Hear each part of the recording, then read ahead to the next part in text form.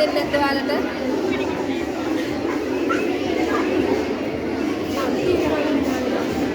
ඕගොල්ලෝ ආන්දාර බුදුන් දේවයන් වහන්සේ. මේ මොනවා නිවිද අතුරාපි වෙන්නේ? මේ සුදු පාස්තිකා.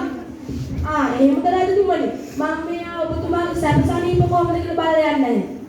එහෙනම් මට යන්න අවසරයි. නන්දේ.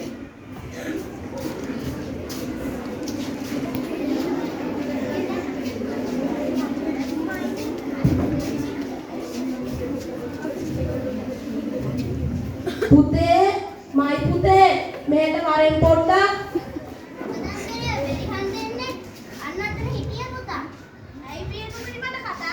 පුතේ, මම රජවාසලට ගොහින් ටික වෙලාවට පසු එන්න අම්මා මලා කියලා පැමිණෙන්න.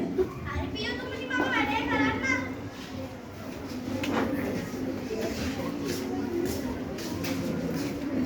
රජතුමනි, තාම පස් ටික වෙයිලා නෑ වගේ. ඔයාලනේ මේවා හොඳටම තැමිලා කිත්තේ. වේලන්න ගොඩක් වෙලා යයි.